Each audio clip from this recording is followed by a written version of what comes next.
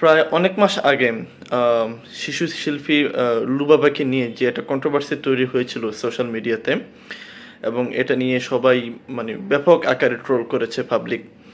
তো এই লুবাবাকে নিয়ে আমি একটু কথা বলতে চাই।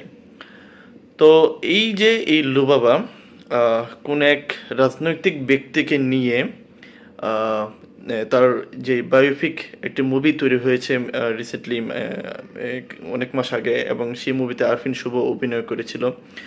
তো ওই মুভিকে কেন্দ্র করে সে যেই কিছু বিতর্কিত বক্তব্য দিয়েছিল, বা তার বক্তব্যের মধ্যে যে কিছু অসঙ্গতিপূর্ণ কিছু তথ্য ছিল, তো যার ফলশ্রুতিতে তাকে নিয়ে এই ট্রল তৈরি হয়েছে। তো আমার কথা হচ্ছে, লুবাবার যে বয়স, এই বয়স অনুযায়ী তাকে যে আমরা একতরফাভাবে দোষারোপ করেছি বা ট্রল করেছি, এটা মোটেই ঠিক হয়নি।